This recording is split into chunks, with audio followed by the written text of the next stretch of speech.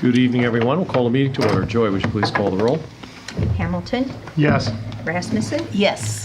Flournoy, Yes. Ledger Kalin, Yes. Hammes, Yes. Okay.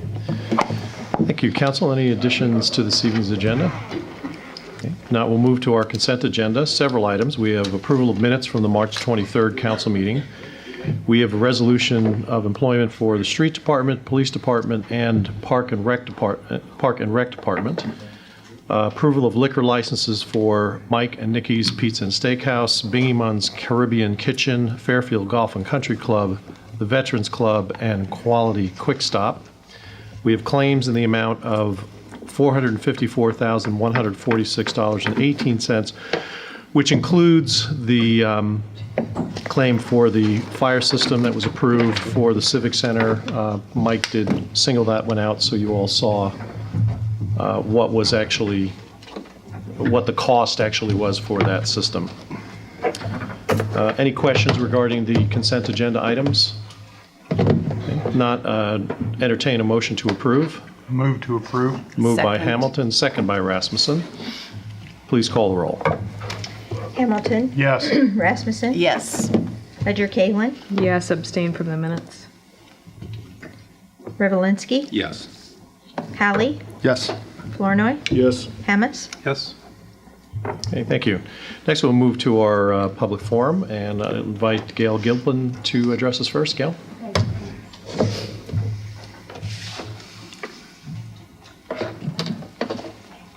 Okay. I'm Gail. Lonnie Myers. Okay, and I'm here once again on behalf of the neighbors on Burlington Street regarding the Tenco property at 804 East Burlington. We've appeared several times, and I am confident that you know how we all feel about the situation. We, the citizens of Fairfield, seem to be the minority in this whole situation. We all appeared before the Board of Adjustment, I believe back in November, and with both sides presenting their case, or so to speak, and the board unanimously voted right on the spot that 804 East Burlington was not a suitable location for Tenco's purposes.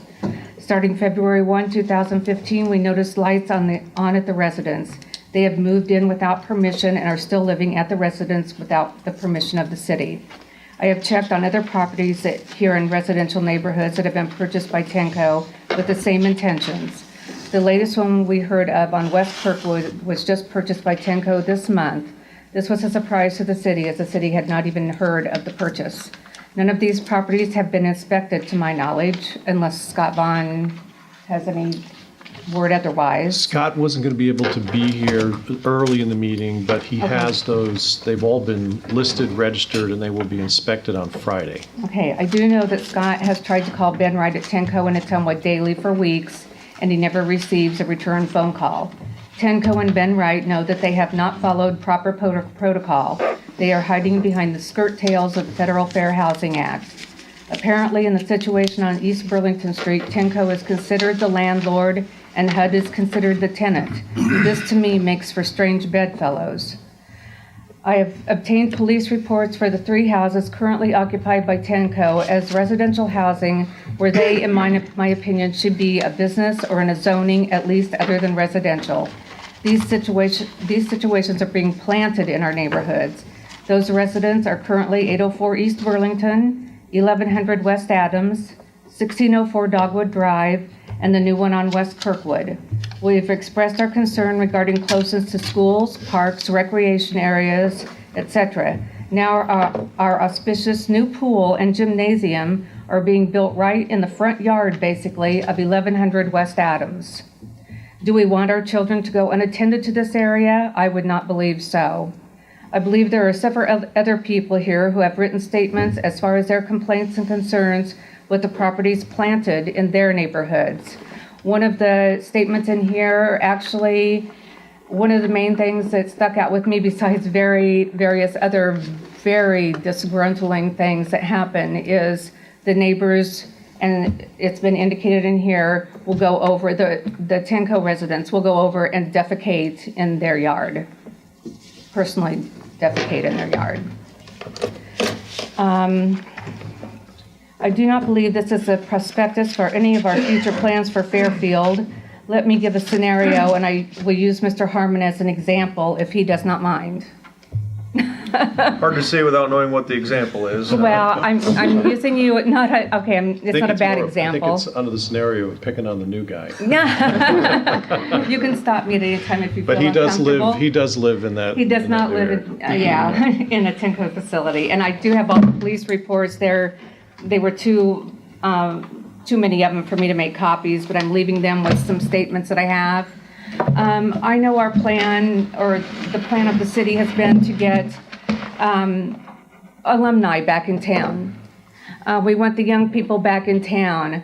I grew up here. Mr. Herman grew up here. We went away to college. We lived in another state or another town, whatever. Got married and started our own families. And we realized, or at least I can speak for myself, I wanted to raise my family in Fairfield, where I thought it was a safe environment. And I think that that was somewhat of your intention. A certain opportunity came up for you, which you felt was good for you and your family, and it was in the town you grew up in, your hometown, that you knew was a safe place to live. And let's say you buy a house. I don't know anything about you. You say you buy a house for your family, fenced-in backyard, the whole thing that just fits you guys' dreams for the moment. A house next to you all of a sudden goes up for sale, and then all of a sudden is sold. And you think, oh, we're going to have some new neighbors. Maybe they have little kids, and this will all be so nice because we all live close to schools. We can walk, whatever. And then you find out through rumors and things, all these other various things that nobody can substantiate. And then you find out one day that who has moved into that house next door to you and your family are substance abusers who are being so-called rehabilitated in these neighborhood houses. They have mental illnesses, which is something that we all have. It's in some respect, in some degree. There's nothing wrong with that. But they are outside in the backyard smoking on the porch while your kids are playing in the sandbox, taunting your children, doing whatever else that is not appropriate, makes you feel uncomfortable. Now, is this what we want to have our people know is actually happening here in our town now, that they're taking over? Not taking over, I don't want to say that. They're infiltrating neighborhoods where people's safety, the places where you used to walk to school, I'm sure probably I walked to school, and our parents, and I know times are different, and our parents didn't worry. That's not the way that is now. People who walk by these houses are taunted, yelled profanity at, which I have people who will back me up. You can't sell your house now. You've got that house and you want to put it up for sale and move somewhere else. Nobody wants to buy your house because you may have made improvements to it. Your taxes may have gone up, but the value of your house, since that house has been there, has gone down, and nobody will buy it. So you either stay there and you put up with it, or you find a different place to live and pay mortgage on 2 properties. And that's the only way I want to use you as an example. I know I wanted to come back here and raise my kids because I love the city of Fairfield and the way I was able to grow up feeling safe. And I think that that's possibly what you wanted to do also. And I hate to see what the future will bring if none of us feel comfortable in our own neighborhoods.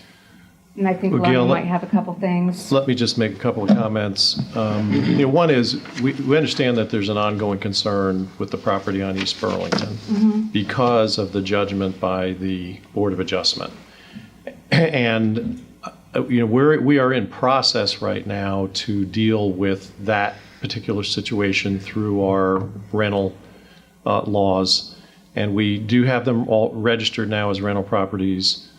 We're going to inspect them, and at that point, it's my understanding, and our city attorney is here, John, is that at that point, we will make a determination whether who they are renting to qualifies within our standards of a rental property, and that it is not something other than that.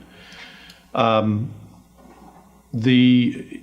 was at the public hearing for the Board of Adjustment, and I think it was pretty clear also that even, the neighbors who were most concerned were also in agreement that this type of care is necessary, is good for those people who are in those situations, and we do have to find places within the community where that works. Right. That it's our responsibility to find. I'm just saying that we have to allow for that, and then obviously the fair housing backs that up. So I don't really want to turn this issue into a community issue per se, because I think that the property on East Burlington was one that went through a process because the property itself didn't conform. It didn't fit within the guidelines for how it was going to be used and how many people were going to be living there. So the Board of Adjustment's decision is final, and we understand that. So, but we are still in process on that particular property. Now, John, I would just ask you if you have any comments beyond what I'm saying here. Yield the mic to John for a second. And Lonnie just had a couple things to say while I pass out some stuff.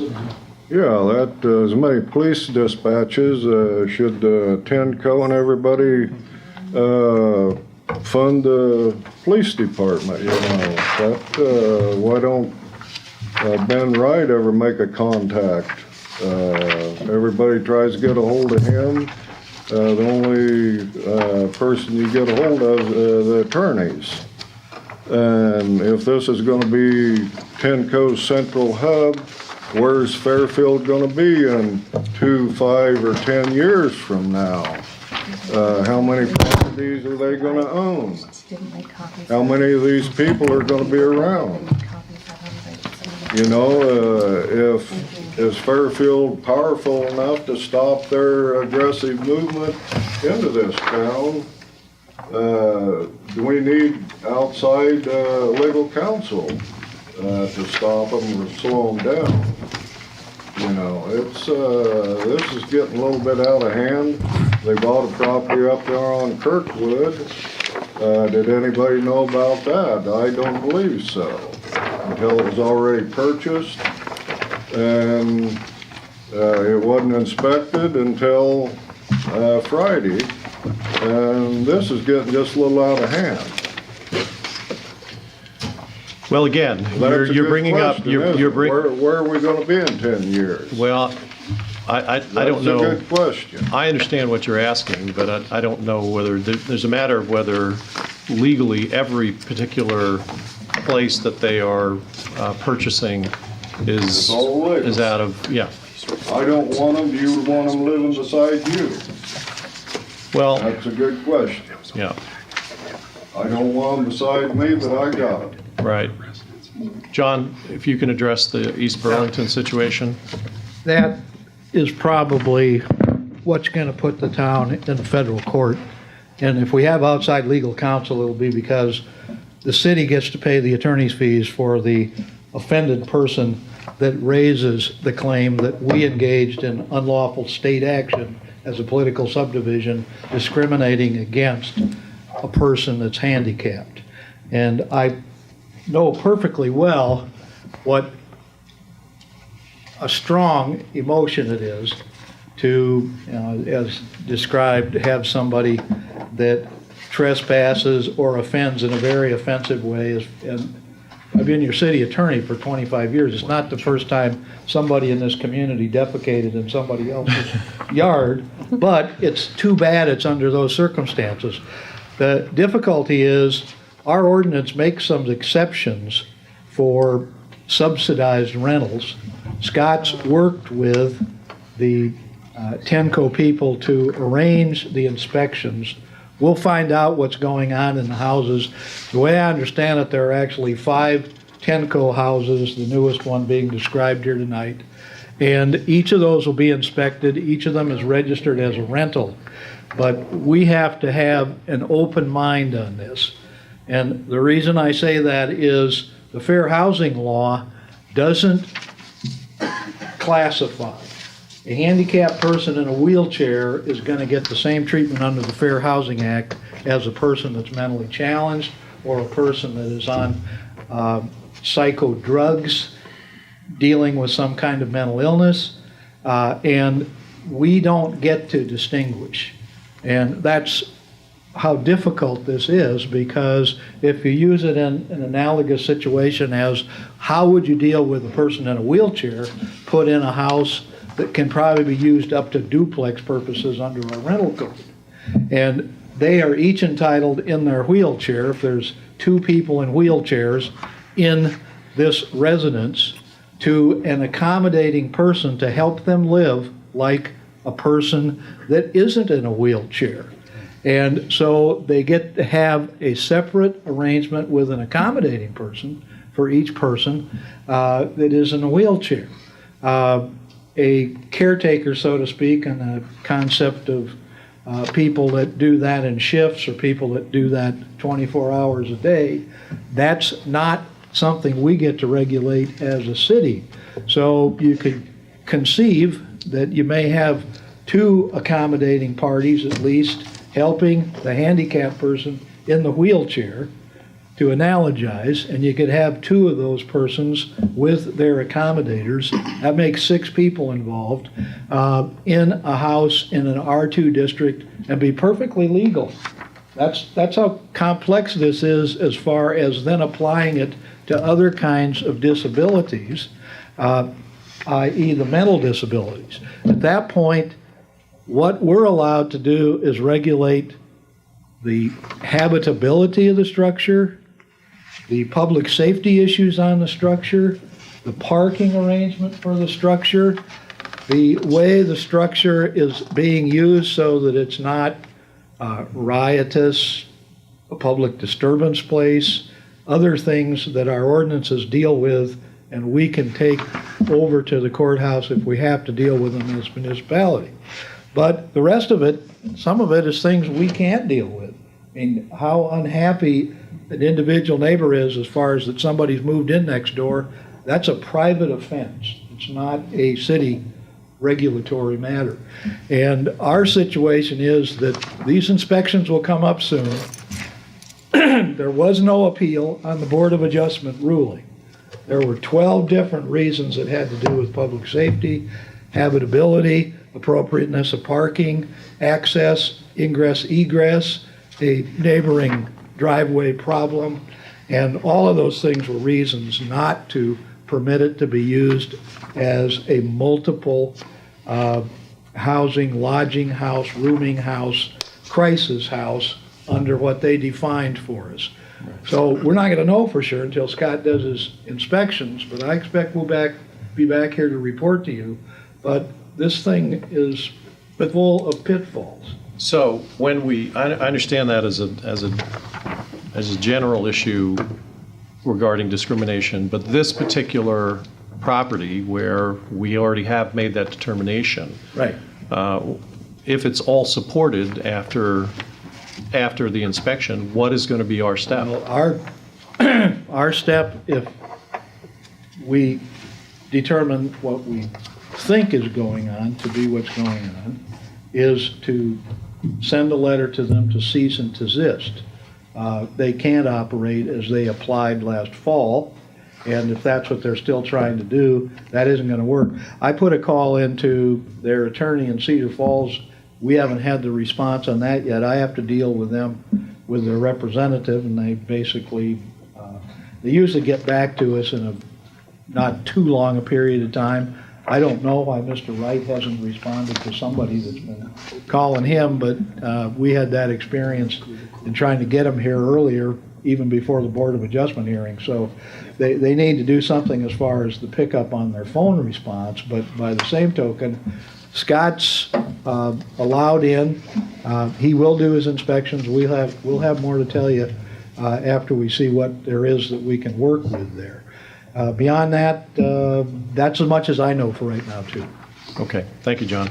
Can I ask a question? We usually allow 3 to 5 minutes for these discussions, so. I just need an answer from him. Sure. What is our legal definition of rental in the city? A property that the person occupies and pays something for privileges. Is there a difference between a B&B and a rental?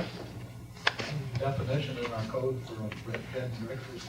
It's different than a rental. Yeah. If it's a duplex, it's a duplex. If it's a lodging house, there's a definition for lodging house. There's several parts of the definitional part on housing, and they each have different character. Okay. Thank you, John. Council, any comments before we move on? Okay. If not, we'll move on to our next presenter is Jamie Mueller here. Okay, Jamie.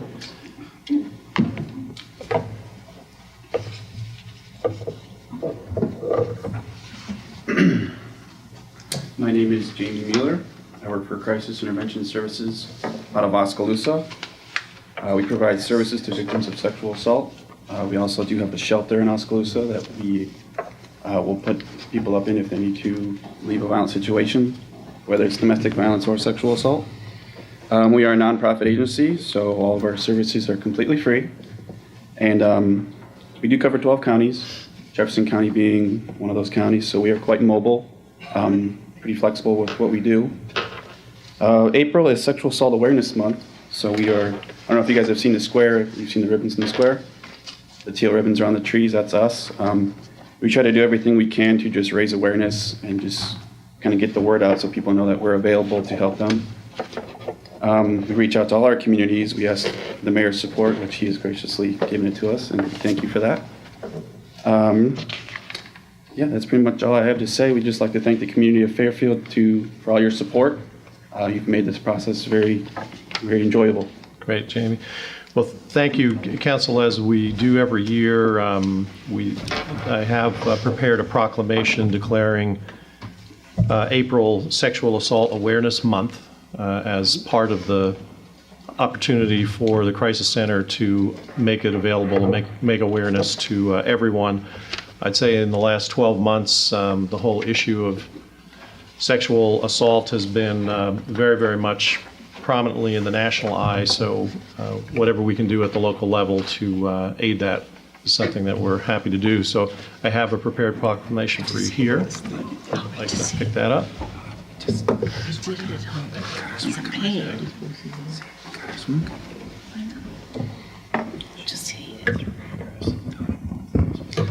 Council, then we'll move on to our resolutions, action items, and ordinances.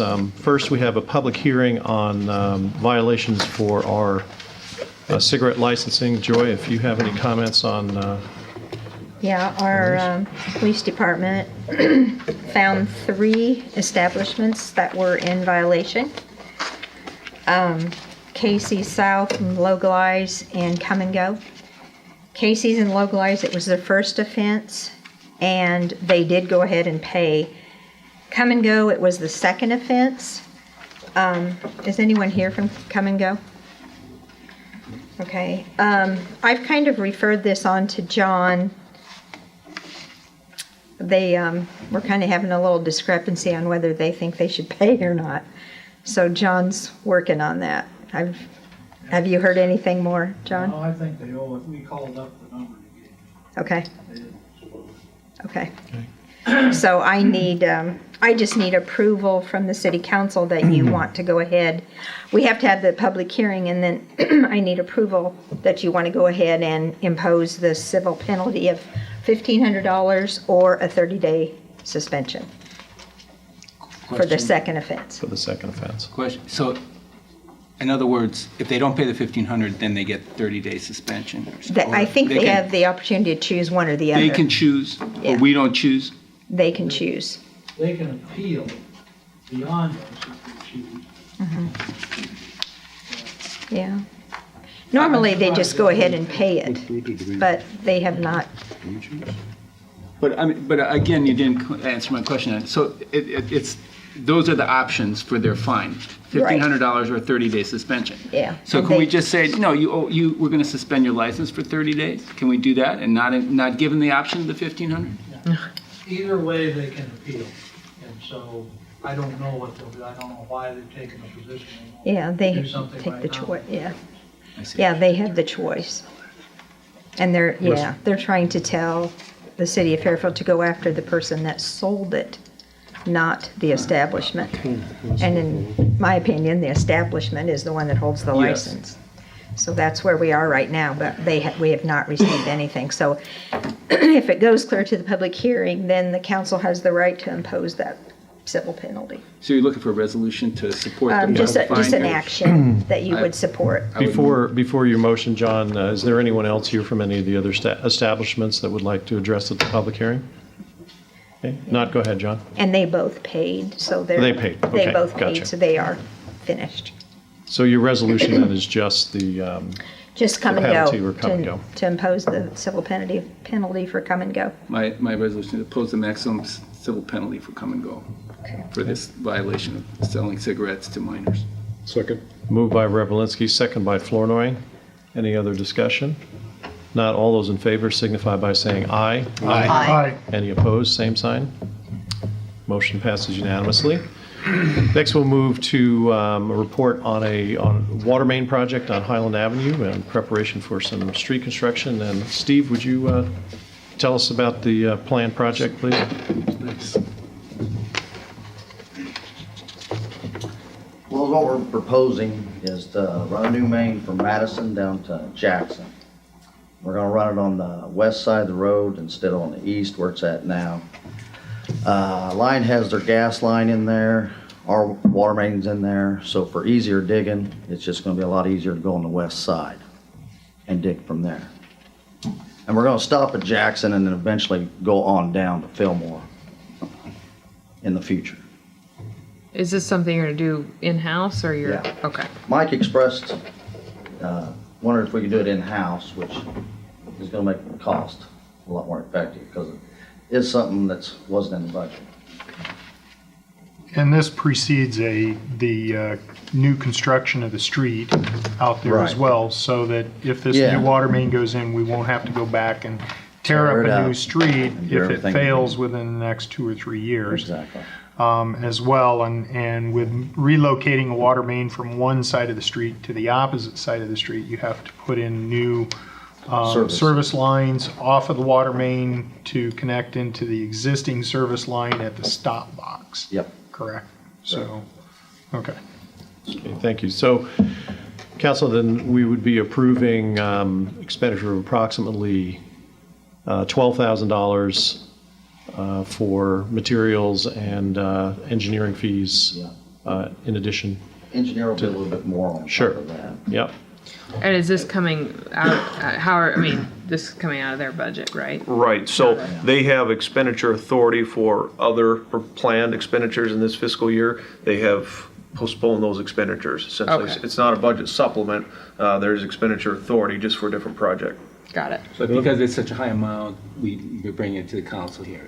That's the Right. point. Otherwise, small, up to what amount do you do without just talking about it?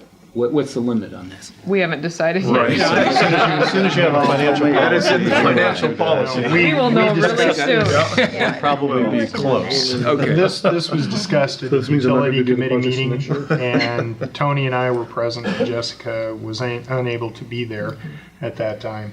But we felt that this was something that was a good move to make because we can do this in-house. Water lines only have to be below the frost line, which is 3 to 4 feet, somewhere in there. We have adequate equipment to do that. The trees along Highland have already been removed because of the new construction project that's coming up, so we don't have those to work around or deal with in this situation. So it should be fairly quick and painless. It's the connections, the new lateral connections from one side of the street to the other that will take the time after the main's put in. Which I might add, Sean and Daryl has agreed to loan manpower and machinery, so Good, That's greatly good. appreciated. Thank you, Daryl, Sean. so hopefully in a week, should be done. We hope. What do you, you bored under the street, you tunnel No, underneath we're the gonna street, dig the the whole lateral? thing, The because whole they're gonna tear up the whole street. I see. And So we'll put be in a able to new dig street. the whole thing. We won't have to do any boring at all. I see. Okay. Thank you, Steve. Appreciate it. Any other questions, council? I entertain a motion to approve. Move to the project. approve. Second. Moved by Hamilton, second by Flournoy. All those in favor signify by saying aye. Aye. All those opposed, the same sign. Thank you. Next, Mike, if you would talk to us about the auction proposal for the MRC building owned by the city. Absolutely, Mayor, thank you. We are proposing in front of the council to move forward accepting sealed bids for our property located at 102 South 23rd Street. We would like to accept sealed bids with the opening date of May 6th, which we would then come back in front of the council at our first regularly scheduled meeting in May to have a public hearing for the sale of that building. This is the old MRC building, if you're familiar with that. We've had an appraisal completed. That appraisal is done. I expect to receive an electronic copy of that tomorrow. So And we'll is the have that. building vacant now? Correct. The building is vacant. With the right to refuse all bids? Right. Right. How will this be advertised? We will advertise in the local paper 2 times.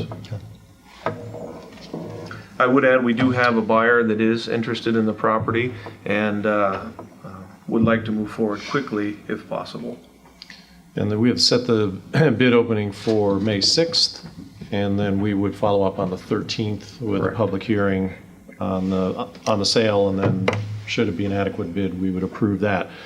Mike and I were talking about this afternoon. The appraisal came in a lot higher than I ever dreamed it would at $100,000. So, wow. John, I don't see us getting that kind of a bid for it, but we were reading what is suggested as far as the city's sale of property below an appraised value. And as long as we feel it is fair market value, we have some latitude to what that is. So we'll have that discussion once we see some of these bids. There's no way I'd pay that for that. Yeah, of course. Had some pretty amazing appraisers in the last couple of years. Okay, so entertain a motion then to approve with, or to move forward, I'm sorry, with the authorization for sale and the bid advertisement. Move to approve. Moved by Ledger Kalen, second by Flournoy. Any discussion? Not all those in favor signify by saying aye. Aye. All those opposed, the same sign. Thank you. Next, council, we're going to discuss an area that's in front of the old Tribune printing where there was at one time a fairly sizable loading zone, which now is, has become parking. But we need to go through the process of changing that to removing the loading zone. Mike, if you talk just a little bit about that. Absolutely. So Daryl and his crew would remove the current yellow loading zone and replace it with angled parking. Daryl, any idea of how many parking spaces we might expect to achieve there? And also if you could speak to the removal of the posts for the meters. Yes, we're in process of doing that now. It's on Briggs Street between 2nd and Main. They're on the south side. There was 2 big cross hatches there. I think we're going to get approximately 4 more parking stalls. People have been parking there anyhow. Right.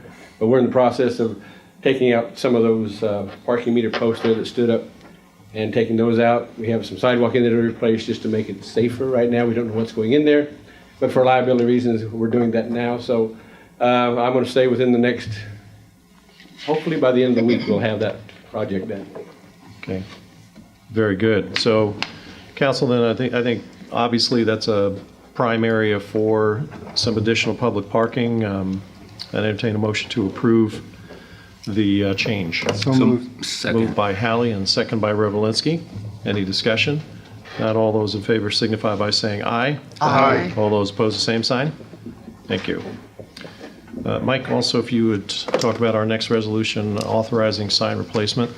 This one, Mayor, I may turn over to Daryl. He's very familiar with this. This is a small town sign replacement program. I'm just going to read what it says. It says the Iowa DOT has reorganized its small town sign replacement program to provide signs to communities in Iowa with populations of 5,000 and under, which they also have for 10,000 under. In an effort to focus resources and safety, the program is now offering to replace deficient, damaged, or obsolete stop ahead, yield, do not enter signs. In this program, individual cities may receive signs, posts, and fasteners up to a total of $5,000 in value. So we have a simple signs program where we do through every year. We've done it for 3 years now. And we do an assessment on all our signs. We have 2,400 signs in the city of Fairfield. And that's a low number, I know, because we haven't included all of them. And some of those we've been replacing as needed. But according to MUTCD, which is the Manual for Uniform Traffic Conform Devices, we need to be high-intensity prismatic for safety reasons and things. So with this allowing us, and I just did an inventory of our signs, in order to get all of them up to high-intensity prismatic, that would be about, at their price, at $16,876. So this year, we've ordered 130 stop signs to total up to about our 5,000. So hopefully the program continues, so we can continue to get updated on our sign program. And this includes that we also have to have the council have a resolution to sign for this to be sure that the council's behind what we're doing as a city. Okay. Thank you, Darrell. Appreciate that. That's great. Sounds like a good one to support. Right. Motion to approve by Rasmussen, Second. second by Ledger Kalen. Just a question, is it Prison Industries that makes them still, or you have to get these specialty signs elsewhere? Somewhere else. I We see, have to get it through the DOT where they want to. I see, because of the special high prismatic thing or whatever you're saying. In Prison Industries is where we get them, but the DOT says you have to get them from here, so the whole program is complete and make sure that we have done it that way. Okay, whatever, okay, thanks.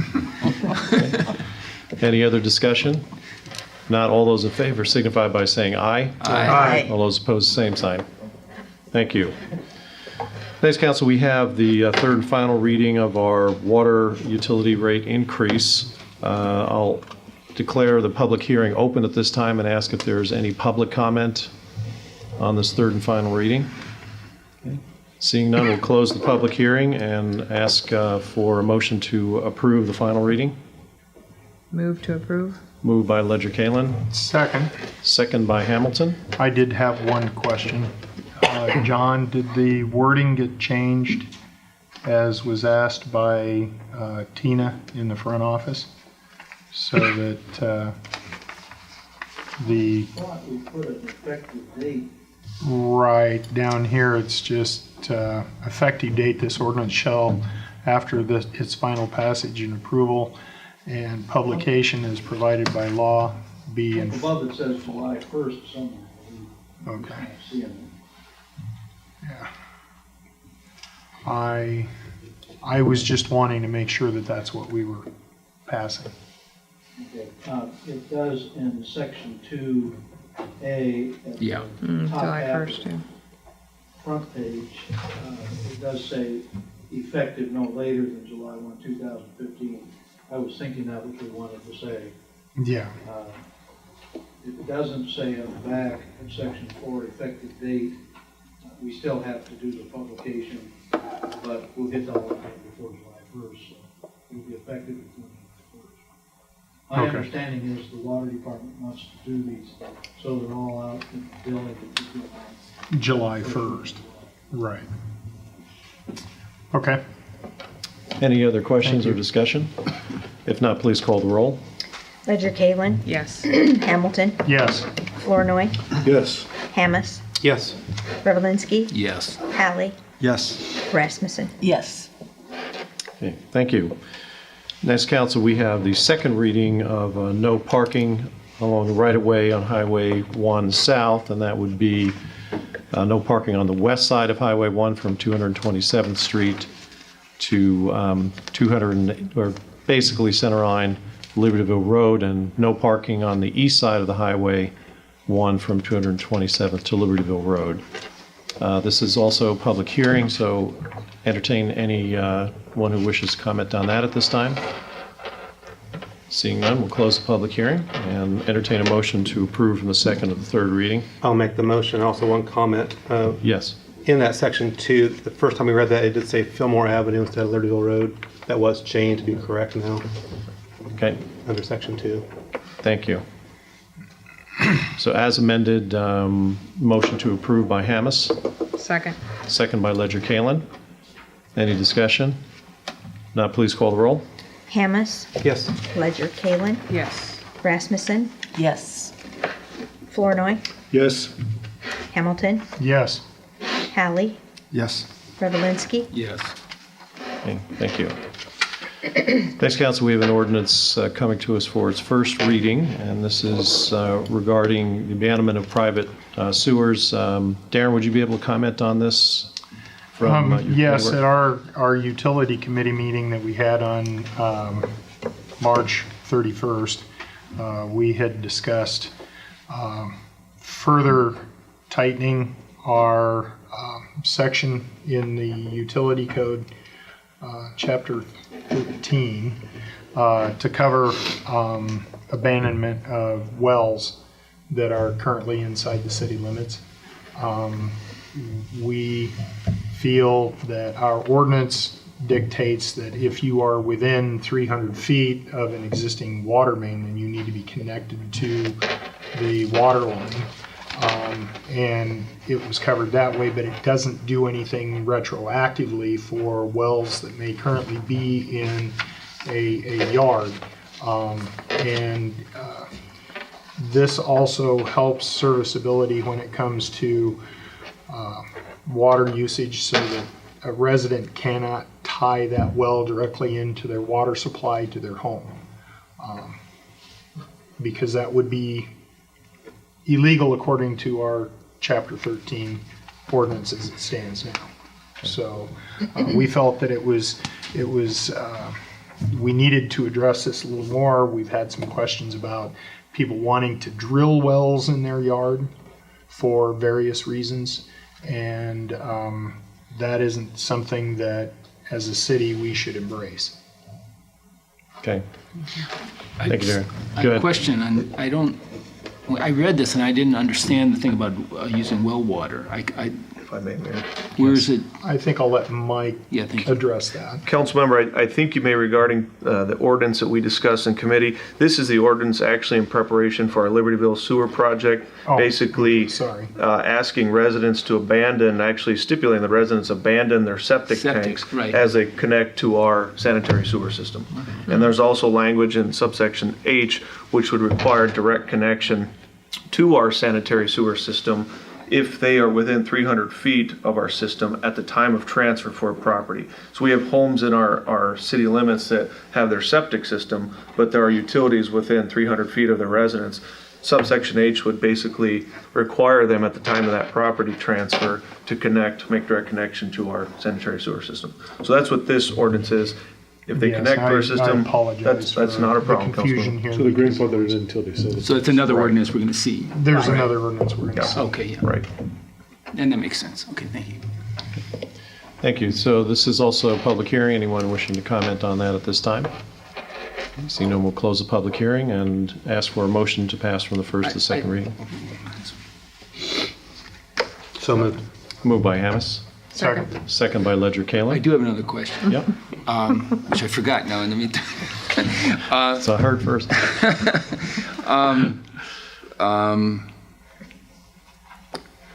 Do we have any idea of how many of these abandoned septic systems exist in our city? So this would address not necessarily the abandoned septics. We have currently hooked up ones. Right.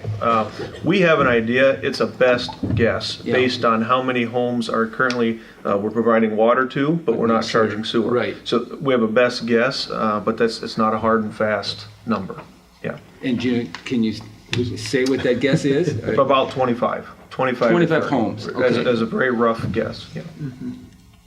Oh, yeah, I'm interested in knowing how many people are affecting by this, directly. So, I mean, because that's an expense. But they may continue to be that way. Until they change their property. Well, it's only if they're ownership. within that 300 feet. Right. And within city limits. They're likely to stay that way, John. At the time of transfer of the property, if they're Well, within 300 the feet. transfer of the property has more to do with what's going on Libertyville Road, but I think Mike's point is there are a couple of others that happen to be within 300 feet at this point in time, and they would have to come into compliance. Part of the Is that 300 feet of the property line? Committee. 300 feet of the building. Utility. Utility. Right. part of the discussion, and this is why I was confused, is that the county, when you sell a property out in the county, Either the current owner or the new owner is required to have the county sanitarian come out and inspect it and then bring it up to code if it does not currently meet it. The city doesn't have any requirement for that type of inspection. Some of these septic systems may be very old and it may be time to inspect and upgrade them. If that's the case, they need to do something with that system, then it would be required for them to connect into the sanitary sewer since they are in the city limits.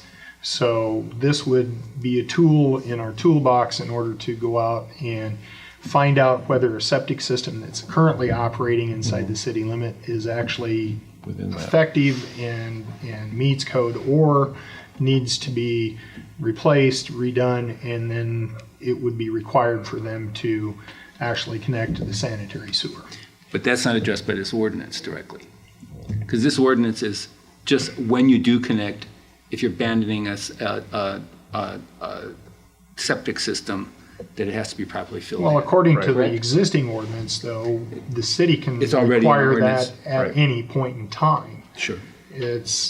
We're trying to close that definition down a little bit more.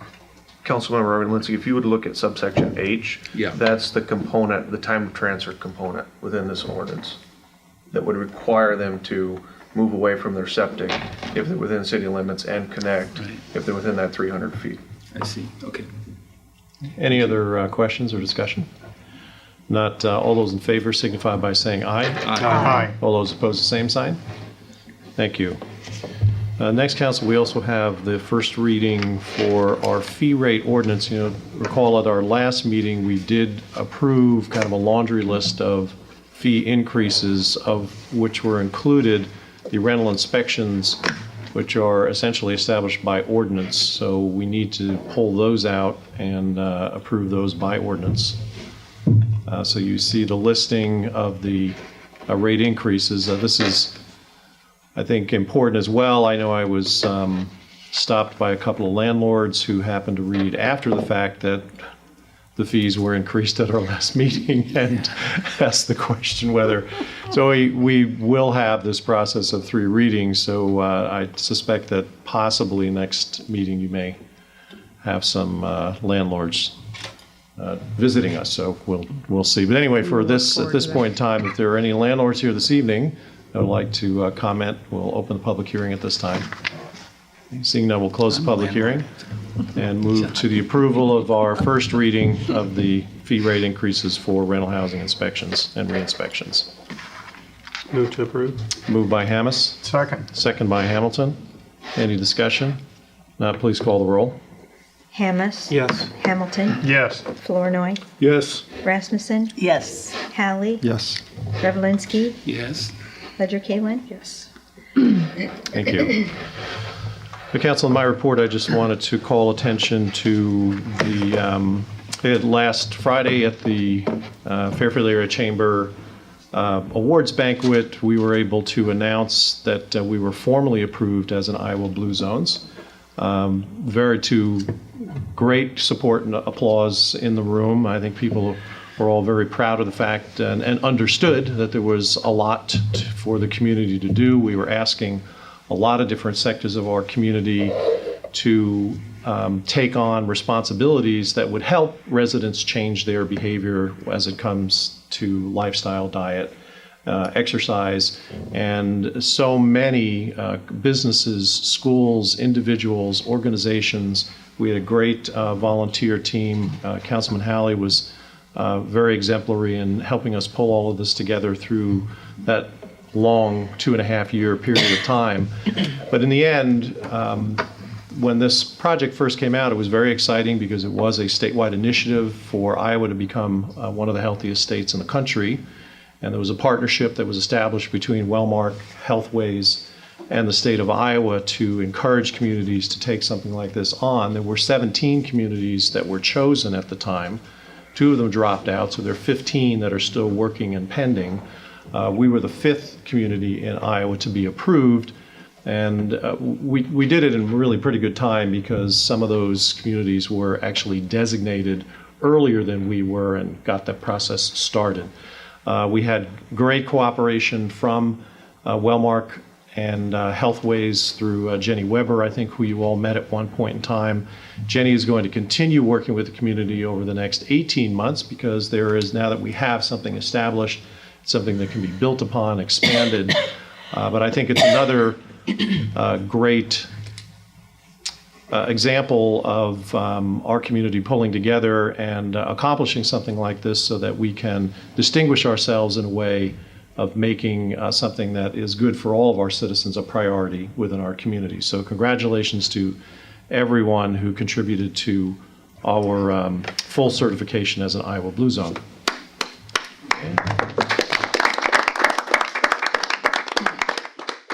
The next, council will move to our committee reports. Darren, Water and Sewer. We've pretty well covered everything With the from ordinance. the Okay. committee meeting with the 2 ordinance changes and then the discussion that we had on wells in the yards. We will return to the discussion of wells in residential yards here in the city in the future so that we can more define what we are going to do in that direction. All right, thank you very much. Next, Derek, can we ask you for an update on our pool construction project?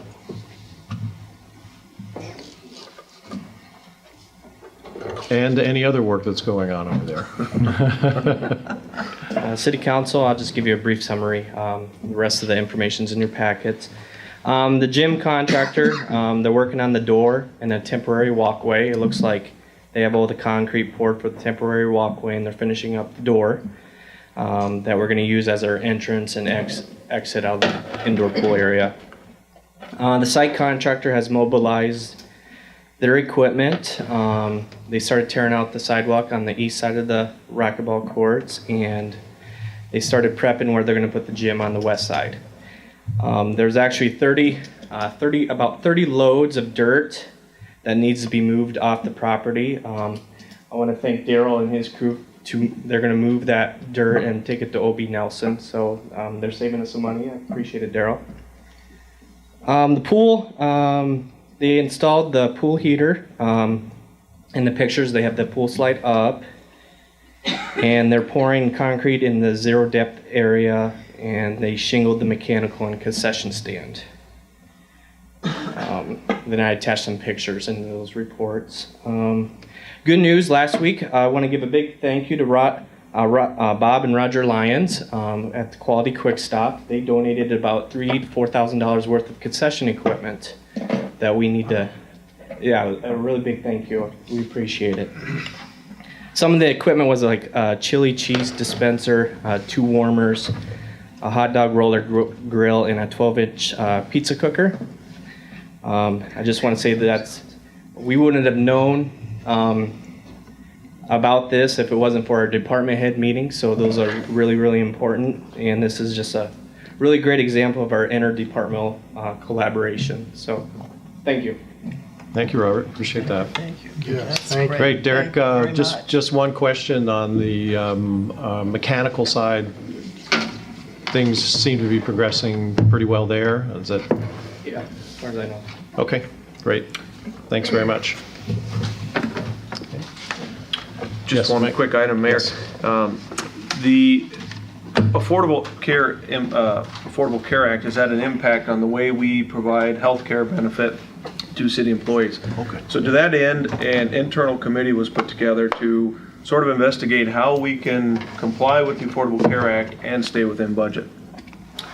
I'm happy to report that the committee has developed what we call an alternative plan, essentially a hybrid plan, where we've taken and sort of put together a plan that we feel still will provide a good benefit to staff and stay within budget. So we have 2 citywide meetings coming up this Wednesday at the library, one at 10, one at 2, that we've invited city staff and their spouses to attend so we can explain the new healthcare coverage plan and give an opportunity for them to ask any questions of us, and also the professionals from Blue Cross Blue Shield will be there to also answer questions. So we're pretty excited about it. We stayed within budget, and we still have what we feel is an attractive healthcare coverage for city staff. So Good job. feel free to attend those meetings as your schedules allow. Great. Thank you, Mike. Appreciate that. Joy, did you have something to add to that? Usually when that budget's done, I really don't like to talk about it anymore. But I did receive a call from the Department of Management in Des Moines last week, and it's good news. They found a savings in our long-term debt schedule. So we certified 17.16471. That's what the council Right. approved. It's dropping to 17.07588. Nice. So that So it was, dropped about 9 cents. that's really good news. I was pretty tickled, and I kind of hesitated, oh my gosh, it's already been published, and that's they quite all said, nope, they said as long, you can always go down. You just can't go back up.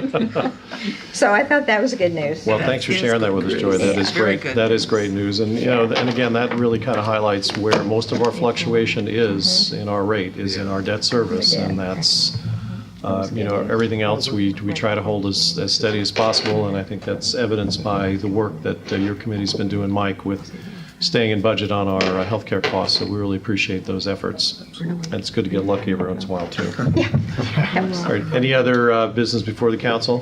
If not, I'd entertain a motion to adjourn.